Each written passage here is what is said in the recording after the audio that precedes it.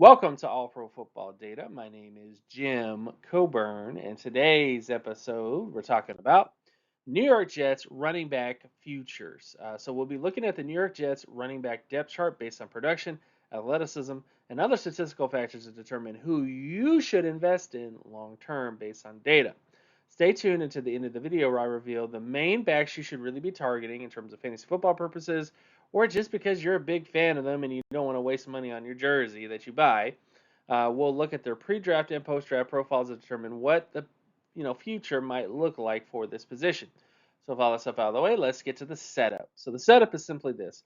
The New York Jets have invested in four running backs in the last three draft classes. They drafted Breece Hall in 2022 with pick 36. They followed it up by drafting Israel in 2023 at pick 143. And then they doubled up at the position by selecting Braylon Allen at 134 and Isaiah Davis at 173. The selection of two backs in this year's draft was surprising, but it's clear that the Jets want a committee system instead of relying on one back. And based on NFL data, we might get some reasons as to why they decided to draft two running backs. But before we get to that, let's get to the reasons behind doubling up, which is simply this. One reason for drafting two running backs can be dissatisfaction with Israel. Izzy only saw 6 games last year where he had any touches, which is not ideal for a backup running back. The second reason can be scheme fit. Certain backs might fit running schemes better than others. Some have cited Braylon Allen as a perfect fit for the Jets' new power scheme, for example. Either way, there's a decent amount of competition to discuss, so let's get into their pre-draft profiles. Of course, if you're new to the channel, new to the stuff that I do, you can pause the video real quick. But based on offensive market share production for Breece Hall, he did really well in terms of total offensive market share, receiving market share, and touchdown market share. He was really great in terms of all those different areas and from a college. When you look at his efficiency, he also was really good in terms of efficiency as well, with the exception of yards per reception, which was about average, but everything else was really solid for Hall in terms of his efficiency score. So he was a very efficient running back on top of being very productive. Then when you look at athleticism traits, he was fantastic. 95 percentile in terms of explosiveness, 96 percentile in terms of speed for his size, which are all fantastic marks to make. He is truly an elite running back athlete at the position, and not surprising why you wouldn't want to take a guy like that as early as they did in the second round. Then, of course, you get to adjusted production, which takes a look at his production for his level of competition, for his age, and for the team that he was on. And based on his adjusted production, he was even better. Great age score, 98 percentile. Great MSA rating, 94 percentile. And great pass rating, which is 97 percentile. Again, his adjusted production was fantastic. So, again, for his age, for his level of competition, and for the team that he was on, he did exceptionally well and was easily within the All-Pro, Pro Bowl area that you're looking for at the position. So that was a great thing about him as a prospect. He just tested really well production wise and was a great selection because of that. Then we get to the next running back on the list, which is Israel. In terms of his production, he was very good in terms of total offensive market share. Receiving market share, not so much, but did really well in terms of touchdown market share, 98 percentile in fact. So he has some inconsistent production, but he did do really well in terms of every single metric for the most part. Then when you get to his efficiency scores, he did really well in terms of touchdowns per touch, yards per reception, and yards per touch. So despite the fact he wasn't the best receiving back, I think a lot of that was just usage because he did really well in terms of the receptions that he had. He got a lot out of it, and that's a positive for him in many ways. When you get to athleticism traits, great athleticism, 96 percentile explosiveness, 88 percentile speed, and then 68 percentile flexibility for his size. So not the most flexible back ever, but he was explosive and he was fast. And this is honestly a back that has a power scheme athleticism overall profile. So interesting from that perspective. And on top of that, he's also young as well. So again, Israel 99 percentile in terms of age, 82 percentile in terms of MSA, and then 96 percentile in terms of his pass score. So he also had a fantastic running back profile as well. Honestly, we're going to keep getting into the Jets running backs on this list, but the Jets might have probably the best depth chart data wise out of every NFL team in terms of running back depth, in terms of their starter and also in terms of the backups that they have on the team. So Israel does have a great pre-draft profile. It's just a shame he hasn't really kicked off up to this point. Then, of course, we get to the rookies. So, starting with Braylon Allen. Braylon Allen has a very similar production profile to Izzy. He has really good touchdown market share. His total offensive market share was, good, not great. And then his receiving market share wasn't the best. When you get to efficiency scores, not as efficient as Izzy was coming out, but definitely pretty decent scores around here. Then when you get to athleticism traits, speed score was 87 percentile, 68 percentile explosiveness. Didn't do any short shuttle with recon to really determine that, so that's going to be sort of a mystery box there. But when you get to his adjusted production, great H score, great MSA rating, great pass rating. So in many ways, Braylon Allen is like the perfect replacement because he has all of the similar traits in college that Izzy had. Went into a similar round area, in terms of where he was drafted at, number wise, pick wise. And they might get some interesting things out of him because of that. So interesting, very interesting here. Then, of course, you get to the last running back to talk about, which is Isaiah Davis. He's kind of the odd man out. His production was good, but nowhere near the production of the other players that we just talked about. When you look at efficiency, good in terms of touchdowns per touch and yards per touch, but not really there in terms of receiving or yards per reception. When you get to athleticism traits, not the best either. Above average, but again, not elite in any one athleticism trait for him. Then when you get to adjusted production, he's different from the other backs we mentioned because he didn't have elite level competition where he was playing at, and a lot of that kind of lowers his grade overall. And honestly, Isaiah Davis kind of looks more like a camp body or special teams type player than anything else. So that's kind of what he is. Again, I'm not going to harp on him too much, but that's he. I really don't think he's really in the discussion to really have much of an impact on the roster here in terms of anything other than being invested in this year's draft. Now, in terms of NFL production, so we just talked about the pre-draft profile. What about the NFL production? So that's what we're going to look at here. In terms of NFL production, Breece Hall has been the best amongst the running backs thus far, for obvious reasons because Braylon Allen and Isaiah Davis haven't played a snap of NFL football yet, but also because of just the comparison between Izzy and Breece Hall. You'll start to see why Izzy might not be getting the type of love that you would expect, considering where he was drafted.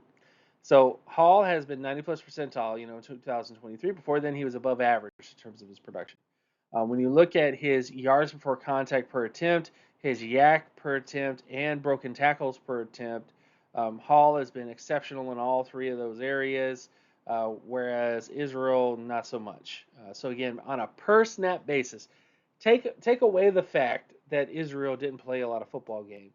On a per snap basis, Israel has not really been producing the way that you would want an NFL running back to produce, and especially a backup to produce. So that's definitely one reason why I think they doubled up at the running back position.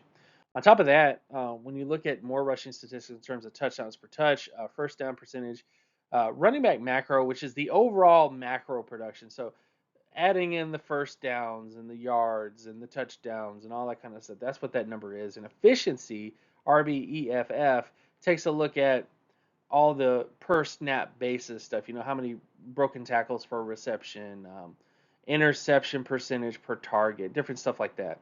And then RB star takes a look at all those things combined. It's a cumulative sort of data score. And when you look at this, Hall had an incredible 2023 season last year, really living up to his production out of college in many ways, whereas Israel was 18 percentile. So Israel was worse than Hall in terms of the majority of his production data. So that is definitely a concern. And again, it more so buys into the fact of why they're trying to move on from Israel potentially is he just hasn't been that most efficient of an NFL running back. I mean, he could get better.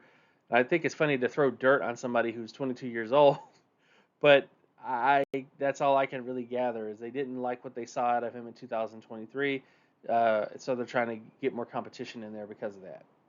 And then, of course, you get to receiving statistics where Hall kind of blows Israel out of the water. 90 plus percentile in 2023 for Hall in every single metric. He's probably one of the best receiving backs in the NFL up to this point. Then, of course, you look at his efficiency scores, ridiculously efficient in 2022 for Hall, not so much in 2023. And, of course, Israel, you can see his data there, just not really there, just the worst amongst the backs on the roster. And then, of course, you get to quarterback rating, touchdown percentage, first down percentage, macro production, and efficiency in terms of receiving. And Israel again comes out way on the bottom. And of course, Hall really shows what he can do at the position in that aspect of things. So this is kind of what it is, guys. I think that's why they doubled up, and that's all I can really say. Is there might be some internal things. For whatever reason, that's the biggest reason why I think they really doubled up at the position for him overall. Overall outlook, though. So the Jets, in terms of reviewing them and giving an overall outlook, I think judging by what the production has been for Izzy, it makes sense why the Jets drafted two running backs to stabilize the backup position behind Hall. Because regardless if you like it or not, most NFL coaches like having multiple backs that are productive, that are showing something at the position. They don't want one back who's doing all the carries, and on top of that, the guy who's backing him up is not doing so hot. So they really want to get more competition in there to really either push Israel to be better, or at the very least push everybody to be better to fight for those coveted positions. Because Hall, I think the main prediction that I have is that Hall continues to be the main back with minimal interference from the incoming rookies. But the second prediction is that Hall could get the majority of the carries, but there will be more of a 50-50 split in terms of overall duties. So kind of a similar situation to what happened with like the Green Bay Packers with Aaron Jones. Aaron Jones, of course, was the main receiving back on the Packers, and then they had A.J. Dillon kind of doing the rushing duties. They might have that type of situation here. So Hall will still be the majority rusher, but you might see Braylon Allen kind of doing that A.J. Dillon type of role in terms of rushing and do those other sort of things. So that's kind of what I see. That's the investment part of this video is you stay with Breece Hall, great production metrics. Despite the fact that there's a lot of competition here, he still has the best profile amongst the backs that are on the roster right now. But at the same time, I think those other backs will kind of eat into his production a little bit, kind of like with Aaron Jones, because Aaron Jones is one of those backs that honestly he can do everything. I don't see why you would want to take touches away from him, but NFL teams did that. I think that's what they're trying to do with Breece Hall. They're trying to handicap him a little bit, in terms of him. But that's what I see in the future. I think Breece Hall continues to be the main running back. I think it might turn into a 50-50 split type of situation. Maybe not 50-50, maybe 60-40 or 70-30 situation with either Braylon Allen or Izzy if he can really bounce back this offseason, which I mean at this point I don't know if that's possible. But that's definitely the concern there with him and why they doubled up. But that's what I see in the future for the Jets. But let me know in the comment section below, how do you view the Jets backfield this year? Who do you like? Who do you not like? Who are you going to be investing in terms of fantasy football purposes? Do you see the split that I see where it might be Braylon Allen actually being fantasy relevant because of the touches he's going to get? I mean, he's not going to be amazing, but he could be relevant because of the touches they might give him. Or do you think Breece Hall continues to be the dominant force there and has like 1,700 total all-purpose yardage and all that kind of stuff? But let me know in the comment section below about that. But thank you guys so much for watching. Check out my other work at patreon.com/jcoburn. Also check out my ex, formerly known as Twitter account at Geometrics.